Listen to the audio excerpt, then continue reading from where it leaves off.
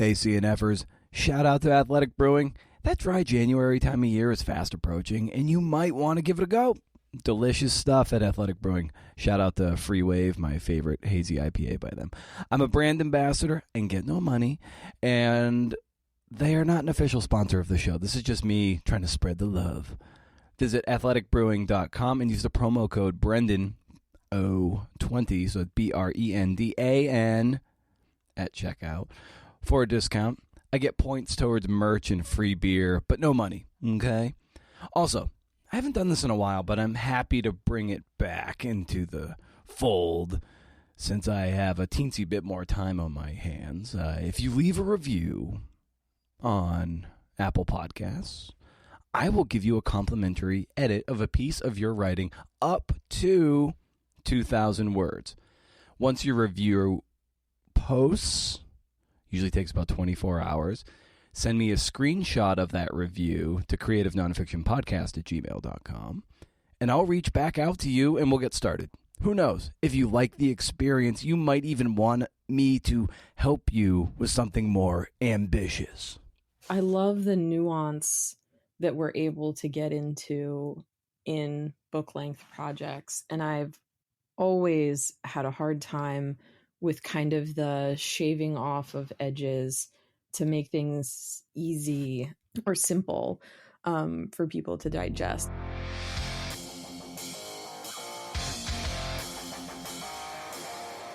Hey, CNFers, it's CNF Pod, the creative nonfiction podcast, a show where I speak to badass people about telling true stories. I'm Brendan O'Mara. How's it going? Look who's back on the podcast. It's Kristina R. Gaddy. She's got a new book out. Well, it's called Well of Souls. Uncovering the Banjo's Hidden History. It is published by Norton. It's a great read. And it's not so much a nuts and bolts origin story of a musical instrument we associate with Deliverance and Mumford & Sons. It's a mystical instrument vital to the perseverance and endurance of enslaved Africans and African Americans. We get into it, CNFers. And Kristina was excited to come on the show because other interviews she's done, talk about more about the actual content of the book, whereas she knew we'd be talking about the writing of the book and so on, which got me thinking if I'm letting guests down by not getting more into the content of the book itself. I mean, I still read these things cover to cover, and I use just a sliver of what's in my notes, but it makes me wonder. Show notes to this episode and a billion others are at BrendanO'Mara.com. Hey. There, you can also sign up to my Up to 11 Rage Against the Algorithm newsletter. And what better time to rage against the algorithm than right now? What with the shit show happening at Twitter, right? The fact that you can say that Twitter has turned into more of a shit show should give you all the ammunition you need to log out of your Twitter accounts, squat on those handles so no one steals them, and just sink into the luscious world of newsletters. This is where it's at, CNFers. I'm not one to hang out on social media, obviously. I even logged out of my Twitter accounts just because. But I am one to put a lot of effort into my kick-ass newsletter that I hope entertains, I hope gives you value, and I hope invites you to a monthly 40-minute happy hour, because who has money for those extra Zoom accounts? Come on. And sticks it to the algorithm, like right up the algorithm's keister. If that's your thing, sign up. First of the month. No spam, as far as I can tell. Can't beat it. One other thing of housekeeping matters. Also, why don't you consider heading over to patreon.com/CNFpod. Helps keep the lights on at CNFpod HQ. The show is free, but it sure as hell ain't cheap. And I got to thinking that maybe I'd move the CNF and happy hour from like the newsletter crew to Patreon. But I'm thinking that maybe for certain tiers, I'll have more of a virtual writing group where, you guessed it, we write in community. We don't chit-chat. We actually just get into it, and we just write. Just for a little bit. Could be 40 minutes because, 40 minutes. Or it could be an hour. I have to figure out some logistical things about that, but we'll see. We will see. CNFers. It is time. It is that time now that we get into this conversation with Kristina R. Gaddy. Gads. Like, what was that? KGADZ on Instagram at K. Yeah, K Gads. We talk about what she learned between her first book, Flowers in the Gutter, from her previous visit of this podcast, that helped her write this book, Well of Souls. We talk about the late Philip Gerard, who we both knew, but she studied under directly, going to the game tape of books. We talk some structure, creative choices in Well of Souls that she made, etc. Hey, you know the drill, right? Right? Riff.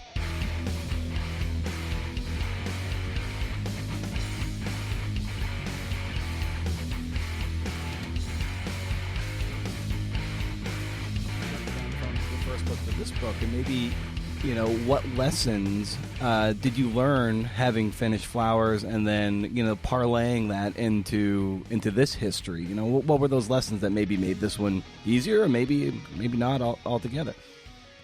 That is such a good question, Brendan. I think the biggest thing was that Flowers was really written kind of like an adventure novel. So it was close third person on these young people and their experiences.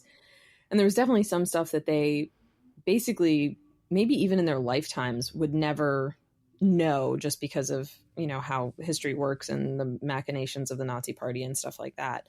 So I had to find a way to include that information for the reader, but not kind of take the reader out of these intense scenes with the young people. And so much of that book is scenes and is writing from their perspective. And that lesson of doing that and making that, at the very least, the entry point into complicated history was super important for Well of Souls, because I was having this discussion last night with some people of, the history can be really important, but if it's not accessible to the reader because of the style in which it's written, people are then not going to read it and they're not going to know about it. So, to bring in that kind of scene building, world building, and, in this case, still including the history that we know now and kind of some, contemporary perspective on it, was important in the actual, body of the text. But to really think about how to write it, in a way that is what kind of the storytelling that appeals to readers. And, to bring up, Philip Gerard, who passed away recently, I remember, learning from him how important that idea of scene building and really putting the readers in a place and a time was. And so I'm not sure that I thought of that as much in Flowers, because it felt very natural to do, but definitely was thinking about that with Well of Souls. Yeah, and let's just take a little detour there, since you brought up Philip.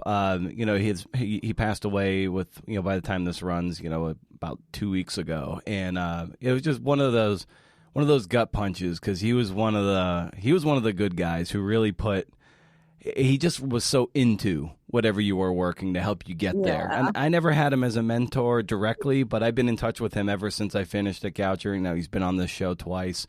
It was always someone I wanted to have on yearly, just because he was just such a joy to talk to, and dropped like quotable wisdom in almost every sentence he ever uttered. And I just want to get a sense of what that loss means to you. It's so sad because it was unexpected. I had seen him earlier in 2020, both at AWP, the Writers' Conference in Philadelphia, and seeing him, it was always like immediately picking up where you left off. Obviously that was, 2022. So I hadn't seen him for a number of years before that. And it was just immediately into talking about writing projects, what's going on, what he was working on, what I'm working on, but then also just like immediately getting into kind of nitty gritty stuff about like what does it mean to be kind of broadly a documentarian, and how are we manipulating, the information that we take in as we disperse it to readers or viewers. And that was always just so exciting, which is like he was always bursting with knowledge and wisdom and wanting to share it and talk about it, and not ever in kind of a didactic way, but in a very like collaborative way of, here's what I'm thinking, what are you and that was always wonderful.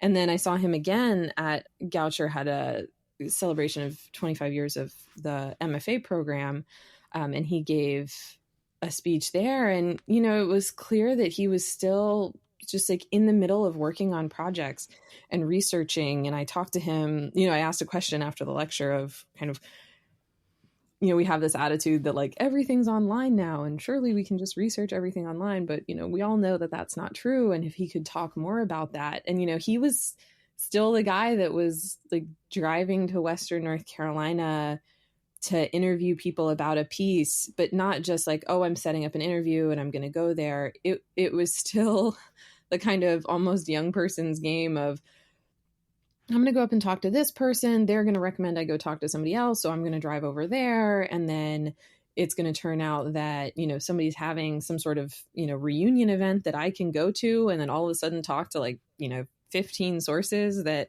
I would have never been able to find otherwise. So I loved seeing that even kind of as an established writer and teacher, that he was still out there on the ground doing it, which I think should be very inspirational to all writers. But yeah, he was always so supportive and so, kind. I did have him as a mentor, and I could still, if there was like a fellowship or something I was applying for where I needed a letter of recommendation, I never hesitated to reach out to him and say, hey, Philip, here's what I'm working on. Would you mind doing this? And he would do it, and he was just that guy, and was super excited about Well of Souls coming out. And it's just, I think the loss is definitely there, but the shock too of it all of a sudden, not having that person within this community to support younger writers and to kind of further develop the nonfiction world is, it's sad. Yeah. And one of the pull quotes that I had, found from our first talk, I had just had a bunch, like the way I used to do show notes, I would do a few like tweetable pull quotes, and I just had a whole bunch there in the show notes, and I just looked at them, and one was just like, I don't have hobbies, I have passions, and like and you could just like picture him saying that. I can picture him saying that, yes. And I would say another thing that I learned from him that was really important was he very like, bluntly like said, like, you have to take days off. You can't do this all the time. He's like, you have to have at least one day a week where you in his case, it was spending time outdoors, spending time with his dog. He was basically just like not sitting at my desk and working. And I think, we're so programmed into a hustle mindset and, as writers too, thinking like, oh, we got to produce. But to make sure that we have that time to kind of unwind a little bit and maybe have a rejuvenation of thoughts and ideas simply by not being at our desks and working. And it gets me thinking about books and book writing of late. And as I'm ramping up for another thing and seeing people, online just trying their best to hustle their books and peddle their books. And it's always going to find like, it's never going to find as big an audience as you want. And there's so much work goes into it. And you get like a little blip of time in the sun before, eventually the sun sets on the time that you're promoting the thing. And it's just like, oh my God, like, why do we do this for such a little spark, a little blip, all that work for like this like week or two in the sun, and then it kind of fades away. So Kristina, why do we do this? Why do we write books? Um, I mean, because we're crazy is probably the real Right. answer. They're just Um, bumper stickers on the car in the end when you think about it. well, I've had people be like, "Oh my gosh," like I mean, including, my editor of basically being like the research in this, like, what? And my answer is like, the short answer is I'm a crazy person.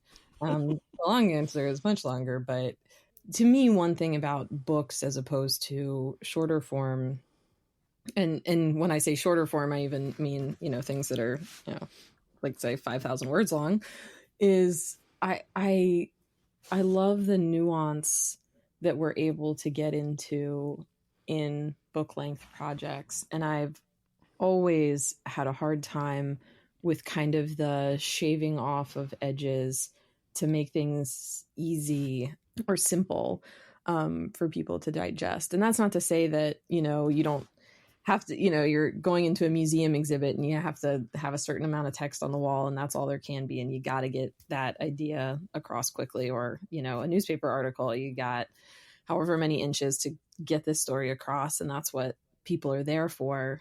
But we also lose a lot when we're not able to go into that kind of detail, about the subject matter, in general. And I always have a tendency to overwrite. So even if it's like, oh, you're writing something short, it's going to be 1,500 words.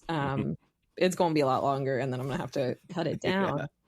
And a lot of that does come from scene building too, though, of if you want to kind of really evoke, especially with time, with history, a time and a place. But I would say even if you're writing about something contemporary, like a story that you're reporting in Arizona, not everybody's going to be in Arizona. They're not going to know what the kind of people culture is like there. And books really, long form books really give you the opportunity to do that and investigate it, in a thorough way. And some people might totally argue that, like, you don't need to do that. You could do it a lot shorter. But I absolutely love, putting things in these long forms, and it's come to the point now where I have a hard time sometimes envisioning, something as a shorter as a shorter entity, whatever it is. And I'm thinking book, it's always like book length. And sometimes that's to your own creative detriment. I was talking to another friend, and we were talking about how all of a sudden, once you've written a book, sometimes you just get into this like, oh, that has to be a book, and she's an essayist. So it was like, oh, I have to write a essay collection with this theme, rather than just thinking, oh, I should just write a couple of essays on that theme, or I should just write one essay on that theme. It's like thinking in those large chunks. And sometimes that can be really helpful. I think sometimes it can be a little limiting, but I just, yeah, the book has become the thing that I'm enamored with and keep thinking about doing. And I'm also like, if you're going to put a lot of work into something, you might as well have something, hard to hard back to show for it when you're done. Because a lot of other things do feel really fleeting, but even if you're, hustling hard to get people, to, share your book that's come out, it'll be there as a hardback. And, some other things you're like, oh yeah, I wrote that, whatever, 10 years ago. Not that you've forgotten about it, because you probably won't ever really forget about it, but it fades into the background. What were the unique challenges that Well of Souls presented for you in terms of research and then trying to, string together something that felt wholly cohesive for you? The thing that I struggled most with was the structure of the book. I knew kind of broadly what I wanted to talk about and the big ideas behind the book.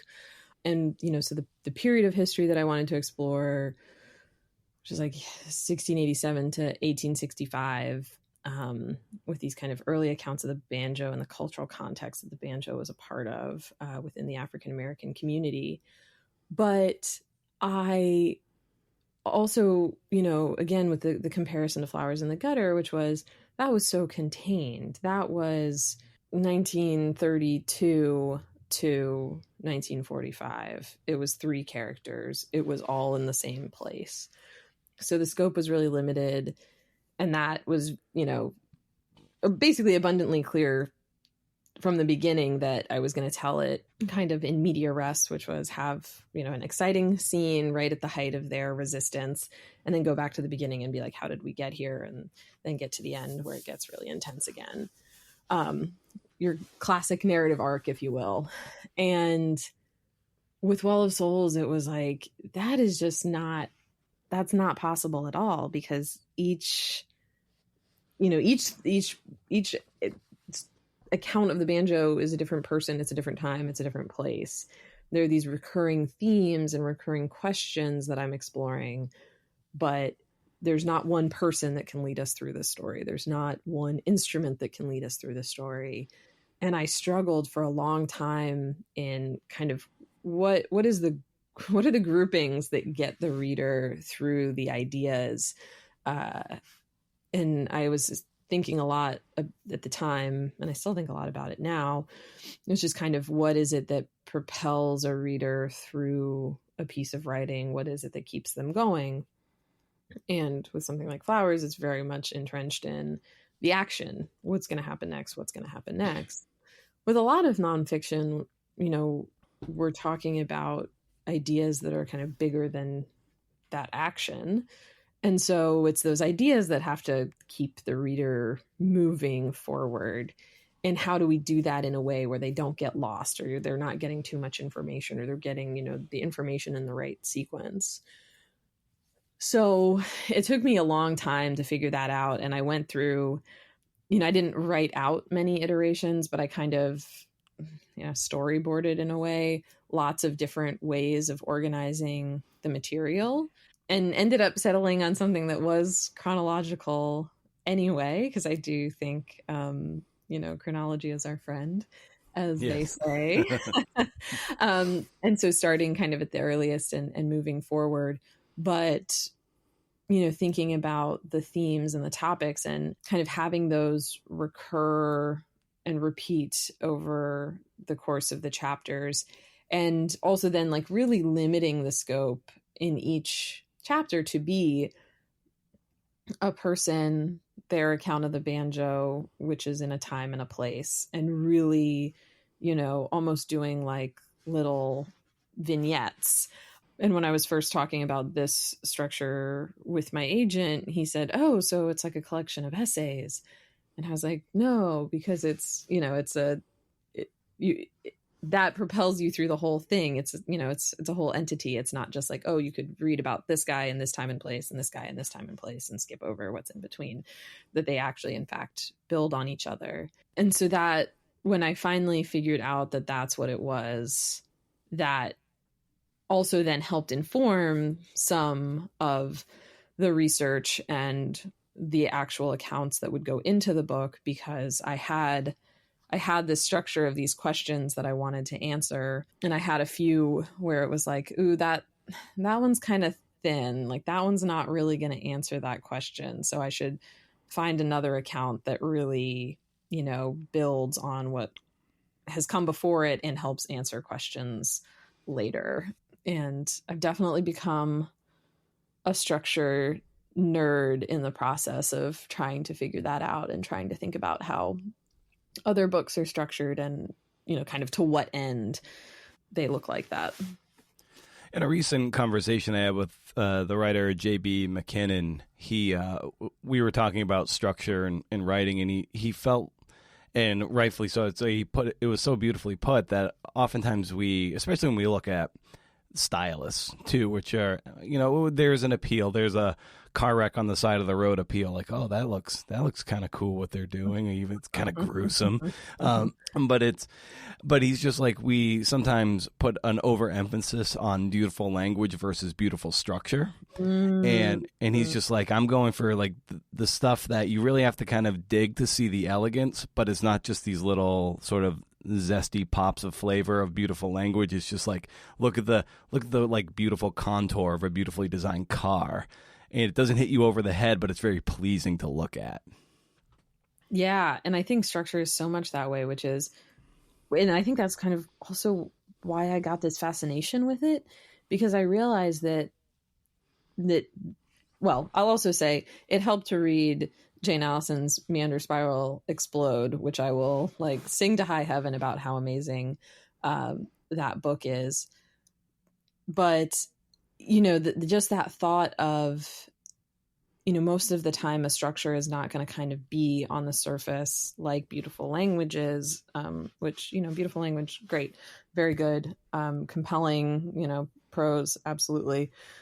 But that structure can really inform how we digest a book, especially a nonfiction book, the material that's there.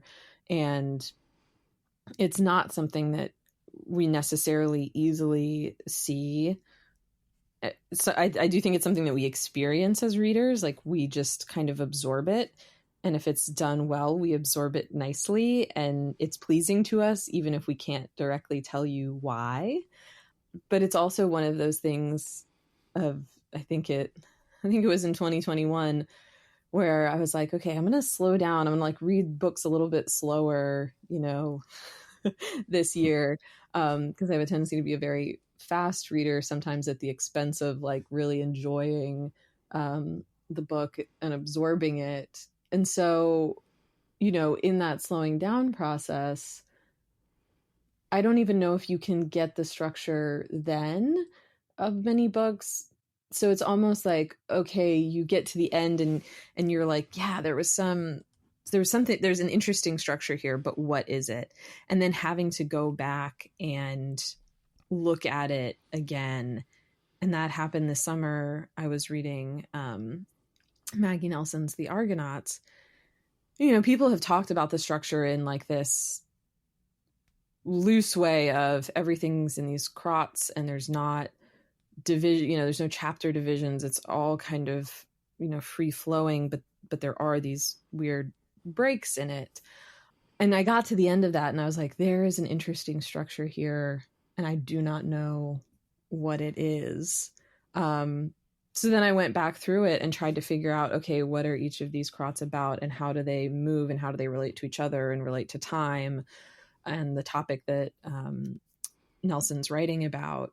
And it was just so fascinating and so illuminating. And when I did that, there's, a total new appreciation.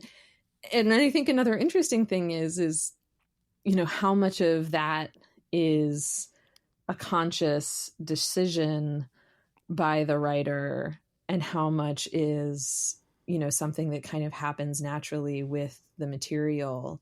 And so I've also started thinking about that where, if somebody came to me and said, something about the structure of Well of Souls, I could be like, maybe, I don't know, maybe they'll see a structure that I don't see. I would think I would be able to say, oh yeah, I did that intentionally, but there might be something that somebody sees and I would say, I don't know, maybe I did, maybe I didn't know that I did that. But yeah, so being able to, I think it allows us as readers, as critical readers, to kind of explore more deeply the, thought process behind the writing and again, what it seeks to accomplish. Yeah, one thing, I wish I was a faster reader with the comprehension of reading slower, in so much because it would be nice to be able to, like a head football coach, like looking at game film, just like watch a bunch of plays, rewind, watch a bunch of plays, rewind. And even still, in the end, you're only watching it for like a couple hours. Same with like watching a movie. It's like, I really want to break this movie down. And in the end, the movie's 2 hours long and you're done and you've digested it. But like with a book, for me, it takes me, and it usually takes me like a week to read a book. And it's just like, if I needed to reread a book, it just takes so much time. But I guess that's okay. But it would be nice to be able to as Roy Peter Clark would say, like X-ray read, really get into like the game tape of this, rewind it, be like, all right, where are the moving parts? What were the choices? And maybe how can you break it down? How can you model a piece of writing that you're working on to be like, look like this, but with a slightly different slant, like through your own sensibility? I really enjoy that kind of game tape review, but I just wish you could do it faster.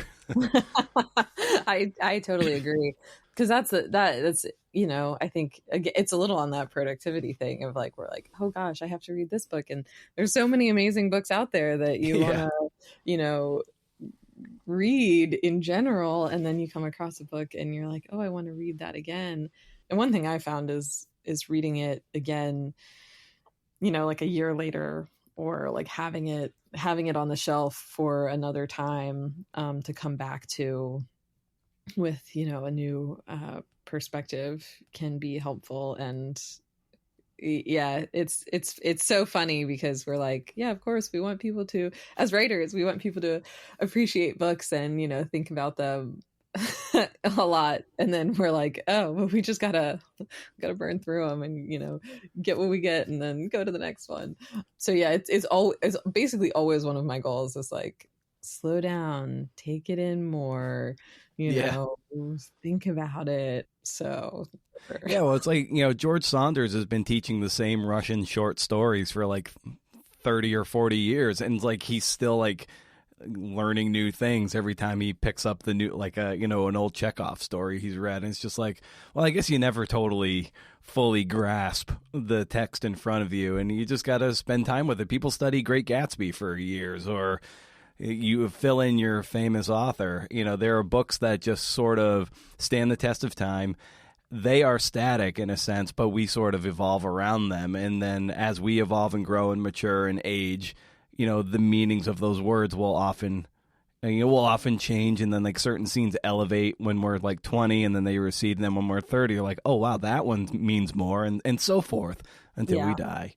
Yeah. I read Saunders' A Swim in the Pond in the Rain as well, good. and I thought that was so fascinating to do, like, okay, read the first page of a, in his case, a short story, and just think about like kind of what are the expectations that are being set for this.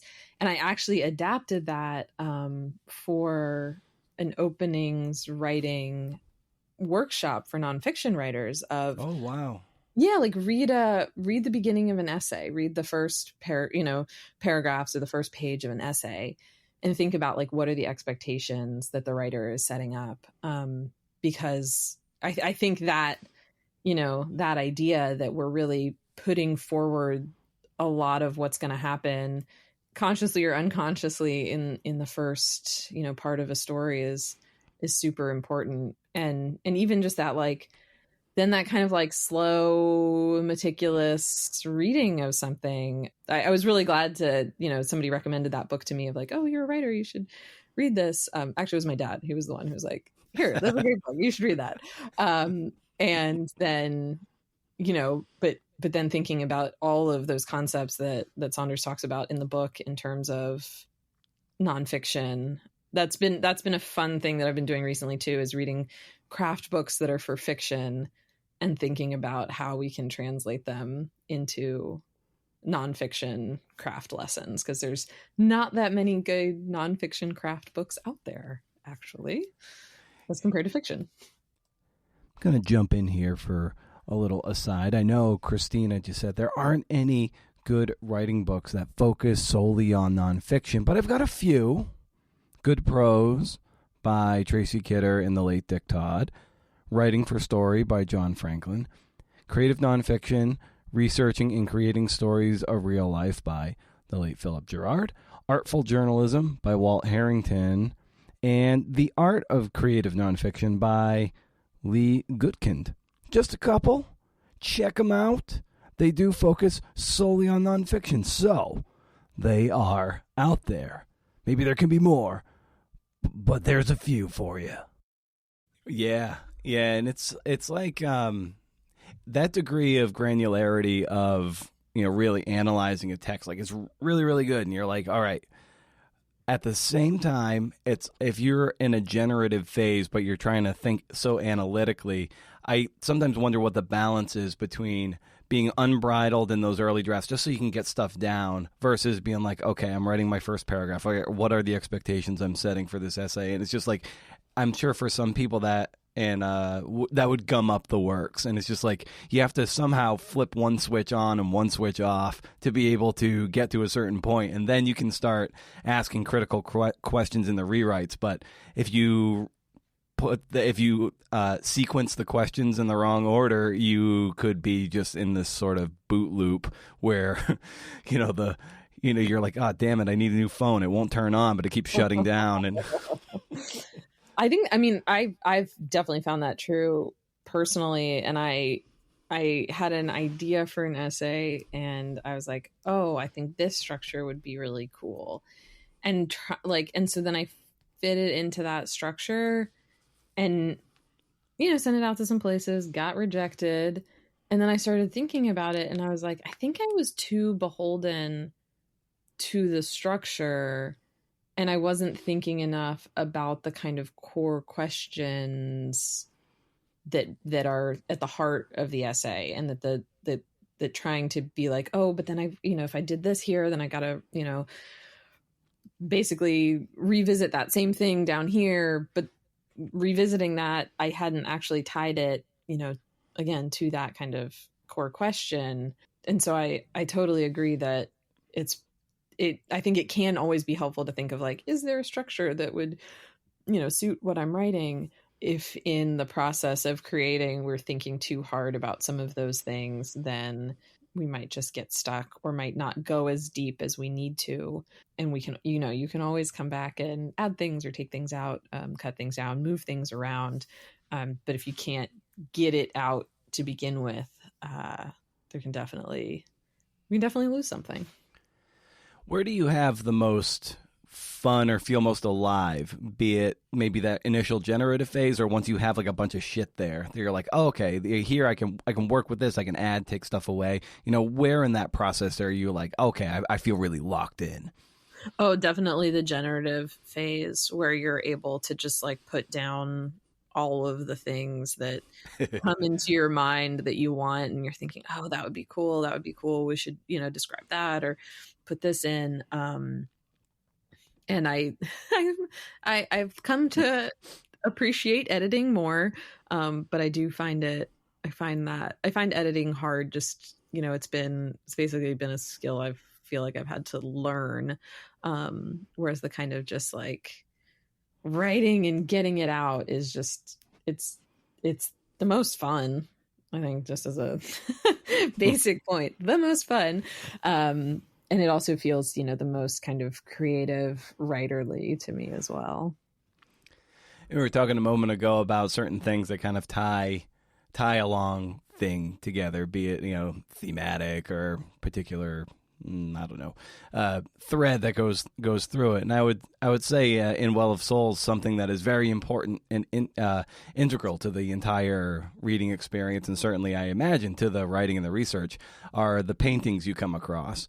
So maybe like speak to the paintings and maybe what you would have done had you not had these paintings to draw from. I think if I hadn't had the paintings to draw from, I probably couldn't have written the book. But that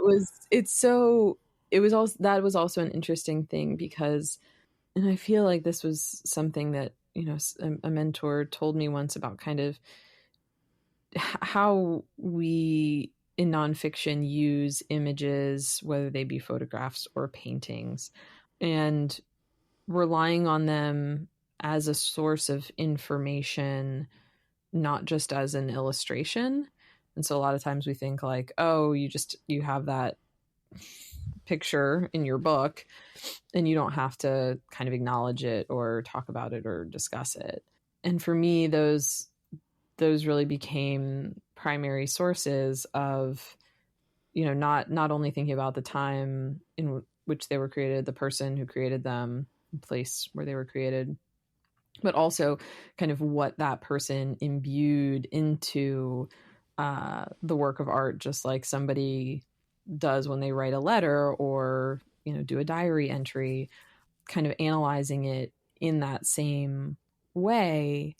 And I also had that experience where my agent was reading the book proposal very early on, and I do this like intense description, which is actually how I open the book, an intense description of this watercolor scene from South Carolina in about 1785. And he was basically like, you don't need that. Like, you're going to have an illustration of that in the book. Why would you, want to have that image there? Or why would you want to, describe that image so fully?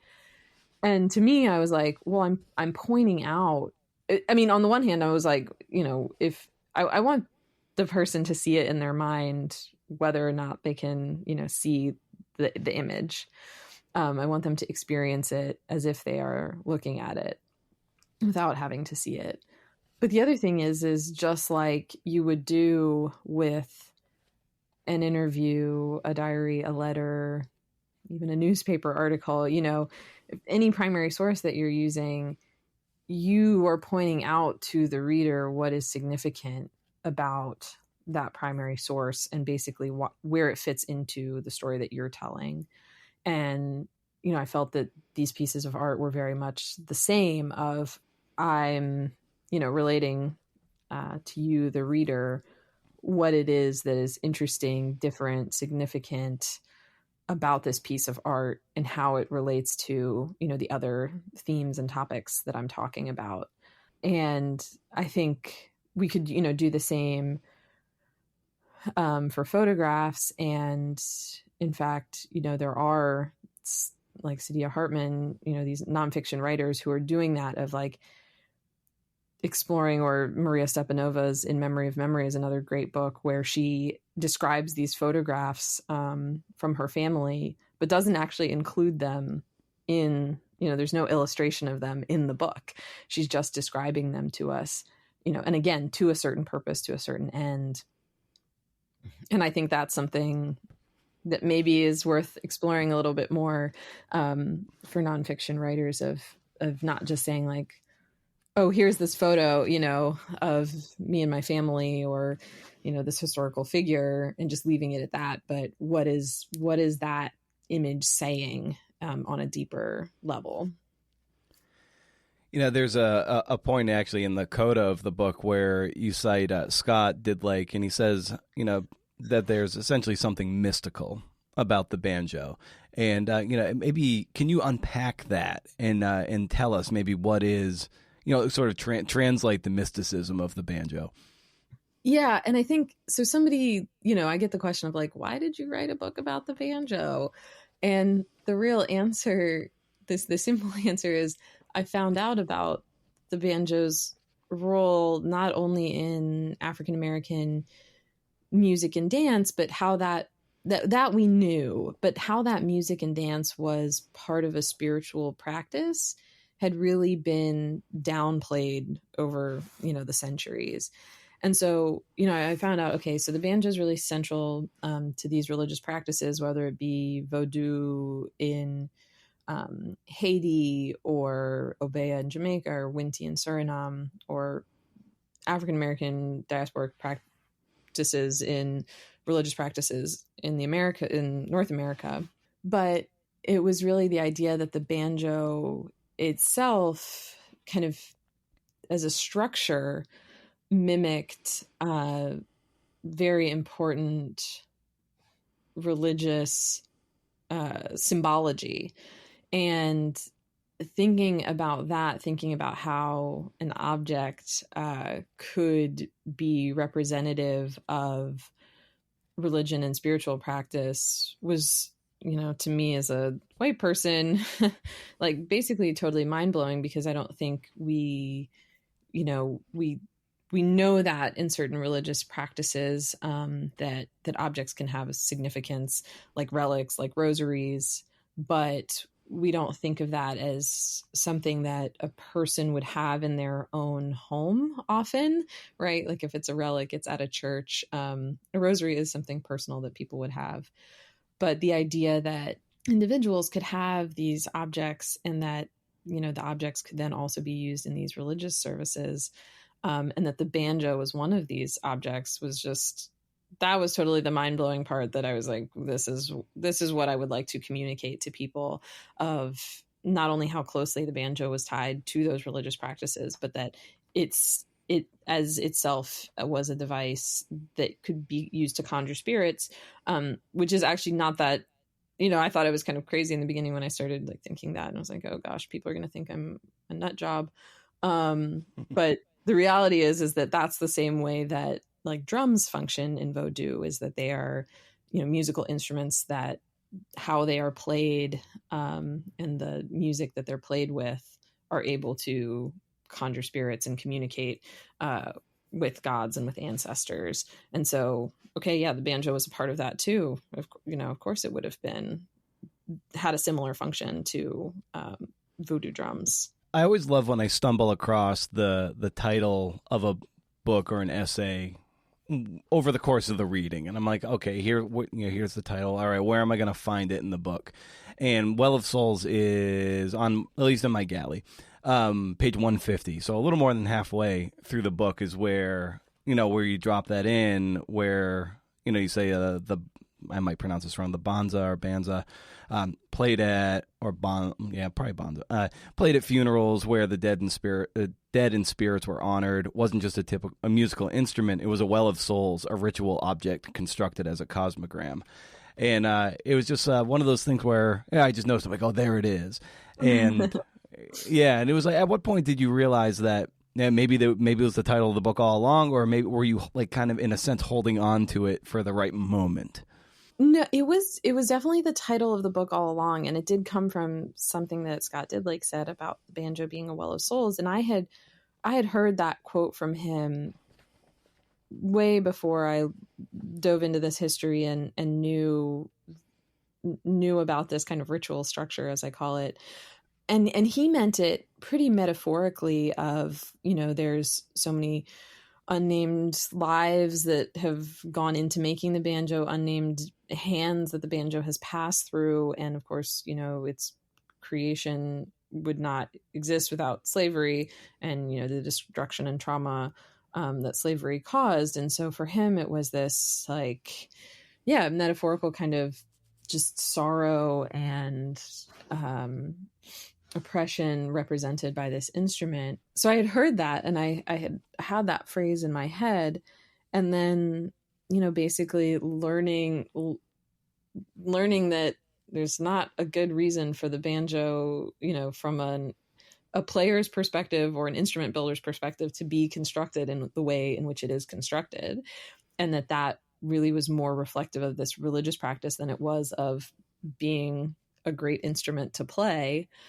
And that basically you have these vessels especially in Vodou, reading a lot about that you have a place where spirits can reside. I was like, oh, there it is. Like Scott said this thing about Well of Souls, and he did not necessarily understand it to be literal. But in these cases it was literal.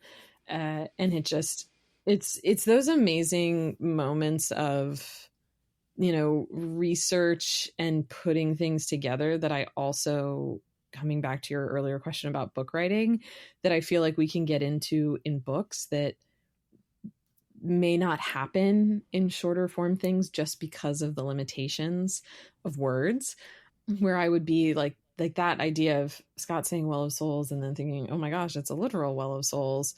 And then, there was other occasions where I have one guy, I'd already been thinking about including Louis Moreau Gottschalk, the classical pianist in the book, because he did a piece of classical music called Les Banjo, and then finding a guy in Suriname who had transcribed Black music, saying that he was thinking about, Louis Moreau Gottschalk's music as he was transcribing this. And I was like, you can't, as we say, you can't make this shit up. Like, it was just crazy to me sometimes, these connections that happened. And there's, a little bit of mystical feeling in that sometimes of how is that possible? Did that person actually say that? Did they think that thing? And then there it is, so. And given that the story is so much, the banjo's obviously on the cover, but it really, to me, struck me as a real story of perseverance and endurance of, enslaved Africans and enslaved African Americans, and given that you're a white woman of Northern European descent, how did you wrestle with the question of like, am I the right person to be telling this story? Yeah, I mean that was always a question basically from the beginning, because again, I didn't set out to write this book. Yeah. It's funny, I've quoted you actually a couple of times in our last conversation. You said, "Do you chain smoke writing projects?" And I have now had to realize that yes, in fact I do. And I was waiting, for the edits to come back for Flowers in the Gutter, and like literally had a moment of idle time where I should have been doing other things, but I wasn't. And I was like, I'm just like totally fascinated by this diorama that we had just come across. And so I start digging into it, and I'm like, whoa, there's like information I'm finding out here that I know other people don't know. This is crazy. I just start going farther and farther and farther down the rabbit hole of trying to find out more information, coming across the stuff that I really was. I know that other banjo scholars don't know this information. People involved in banjo research. I know that if other people have used it, if other scholars have used it within the context of their field, they haven't been making these other connections that I'm seeing. And, for a while I thought, oh, I'm just going to kind of share this information within the banjo community, if you will, of people who are kind of really interested in this, in the early history of the instrument. And in fact, that was what I did. I shared it, in this like kind of limited group of like 80 or so people who are super banjo nerds. And it was one of the people in that group that was basically like, Kristina, you're telling a story here that's more, it's bigger than just the banjo. It's more important. Like you have to share this somehow. Like, aren't you going to write a book about this? And I was like, I don't even know how I would do that. And it was in that realization of there's information here that it's not, it's not, it needs to be shared.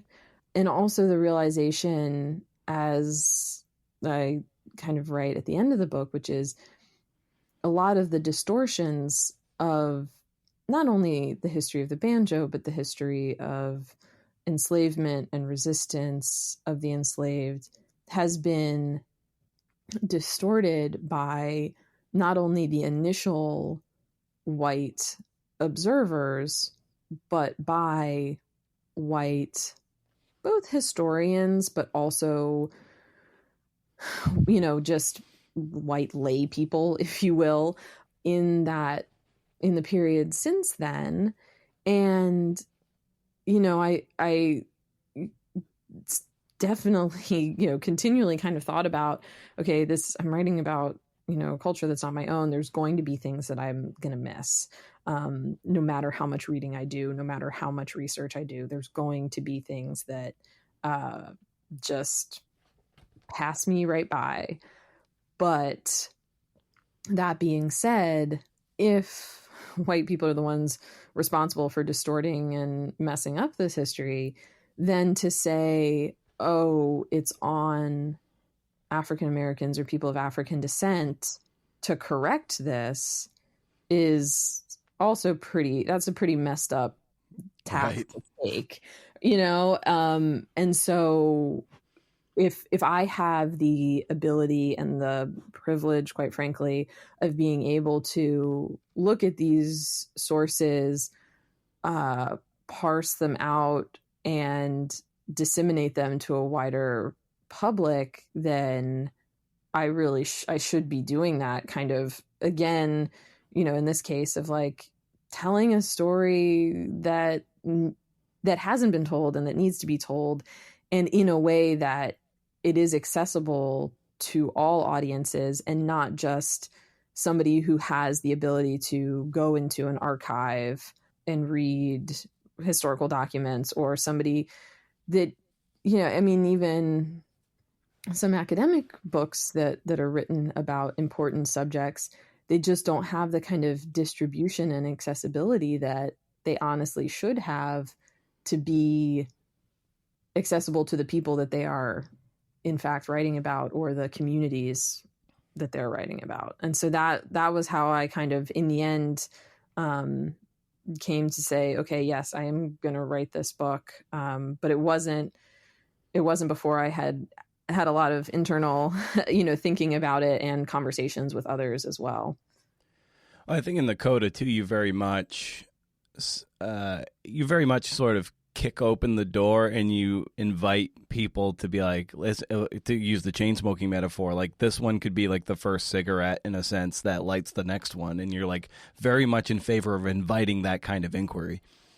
Yeah, absolutely. And that was the other thing that I want, and I still want to do and say, is that, to me, and I don't know if it comes from not being an academic historian, but I am not like this book is the end all be all of this history, and I've said right.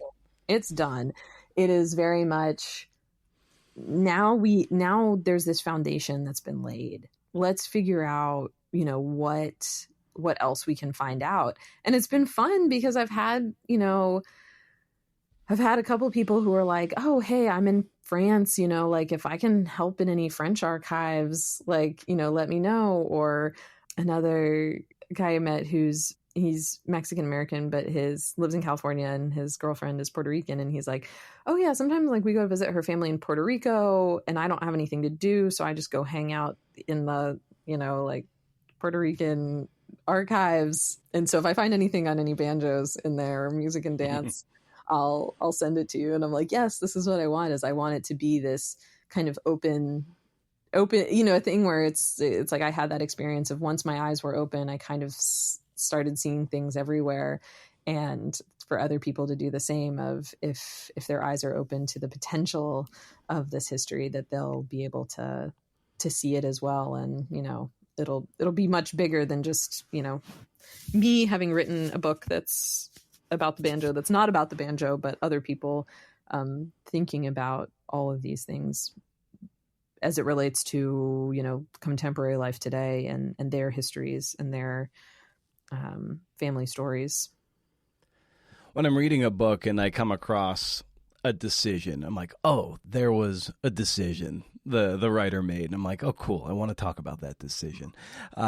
In this book, you have the interludes and, of course, the coda at the end. And I'm like, okay, that's a choice. So what was as you were writing this, what was the purpose of you, after X amount of pages, to come to kind of swoop in these interludes? And the coda is the coda, it's at the end, but it's just like these interludes are important for you to come back in. So I was wondering, how did that manifest? Yeah, I had originally wanted there to be interspersed throughout the historical chapters kind of much more of that reflection, the kind of contemporary reflection on what had happened, what was going on at the historical time.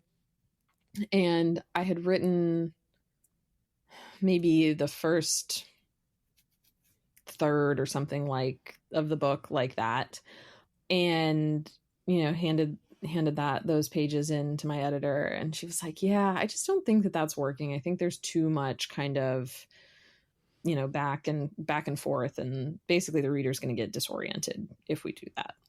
So I made the decision, okay, we got to pull those then out of these historical chapters and really just focus on those as these historical time periods. And it also wasn't going to work because of COVID. I had thought that I was going to get to go kind of explore contemporary traditions in a lot of the places that I write about, and that might, inform kind of the historical writing as well. COVID did not happen. But so I still knew that there needed to be kind of explanations and some contemporary reflection on the history. And there's only so much of that. One of the things that I really didn't want to do in the book was take people out of the time and the place. And I will say that's something that I learned from my editor on Flowers in the Gutter, of like, put people there and leave them there and they'll be happy. Yeah. Yeah. And like, so like, even just saying like, you know, something like so and so, you know, somebody's a contemporary scholar's like reflection on something that jars people out of this experience that they're having.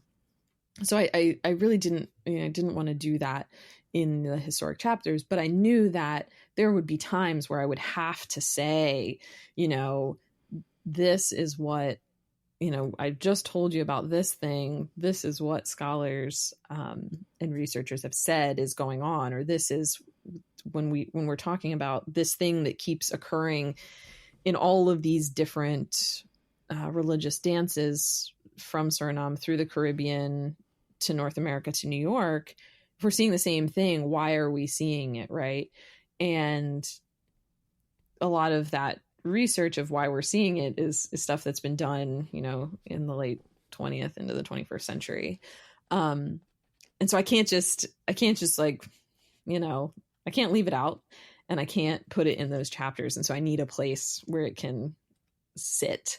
And that became the interludes of just allowing myself and my voice to explain to the reader kind of what's been going on, and adding a spot where if you've just been kind of absorbed in the historic time periods and you haven't gotten what I'm trying to do with like pointing certain things out or making certain things clear as much as I could in this historical writing, then I have this opportunity in the interlude to say, okay, here's what just happened. Here's what questions we've answered. But wait, there's still more questions that we have. And then we can go into the next section and do more. And then again, come back to the interlude and say, here's what just happened. Wait, but there's more. And we can go into that section. It just, in terms of scope, what we were talking about earlier, you know, Flowers in the Gutter had like a very tight window for you, and that's often really nice in nonfiction to have that. And you say, you know, this one could have been far more sweeping, but you kind of cut the timeline off, you know, right around Civil War, right before Civil War. Was there ever any discussion about, you know, taking the banjo beyond the Civil War? Or do you wanted to really cleave it at that point? I actually wanted to cleave it earlier, and that was next. I did not want to write about the kind of popular music craze of blackface minstrelsy that starts in the 1830s and really dominates the musical culture of the United States through the 1860s. And it's ugly. It is hard to write about because it's ugly. It's also hard to write about because it's just really complicated in terms of figuring out what's truth and what these guys just made up about themselves, which I kind of discuss in the book. But I just didn't, and I didn't know, I hadn't been doing research on that. I was just like, that was not originally part of what I wanted to write. But again, my editor was like, you can't just kind of like talk about how the banjo was central to African American culture and then not at all discuss how it became associated with white culture, which I was like, oh yeah, I mean, I understand that that's true, but I still don't want to do it. But it was kind of, but it did, at the same time, it did make sense because that is the period in which it's rising in popularity within white culture, but declining in popularity within Black culture. And I was able to kind of tell both of those trajectories at the same time by continuing the book through 1865. I did in the, you know, book proposal phase of sending it out to editors. There was at least one editor who wanted it to kind of be the big sweeping book on the history of the banjo and say, you know, let's go from 1687 to, you know, Mumford and Sons. And it was very funny to me because I was like, I I don't deny that, maybe somebody needs to write that book, but I was like, that's not this book. This book is about this hidden history that I want to tell, about the instrument's earliest history and its African American origins. So my editor at Norton never, wanted it to go beyond that early period, because she very much understood that was what I was trying to talk about. And I will say that on the kind of side of exploring the instrument's history in the hands of African Americans beyond 1865, Laurent Dubois' book, The Banjo, America's African Instrument, does do a very good job of exploring kind of the banjo in ragtime and jazz, and even in the folk revival as it relates to African Americans. Very nice. Well, Kristina, there's one thing I like to ask as I bring these conversations down for a landing is, hopefully you saw it in the notes from the booking confirmation, is that I like to ask for a recommendation for the listeners of some kind or another. It can be anything, something fun or something professional or both. I leave that up to you. So what might you recommend for the listeners out there? I just finished reading a fabulous book that I picked up at AWP in Philly. And one of the things that I love about that conference is being able to go up to small presses or university presses and basically say, what do you recommend? Because the editors are there and they will just be like, this is a book I worked on and I really love it. Or you tell them what you're interested in. And so one of those books was a collection of essays called Dark Tourist by Hasanthinka Sirensena.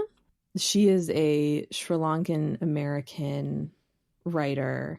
It's by Ohio State University Press. And these essays were just absolutely amazing to me. And while they are personal essays, they bring in like deep history and cultural analysis, and just do it in this absolutely amazing way where you're learning something about history, but you're also, she's also relating it to her life as an immigrant in the United States, as a queer woman.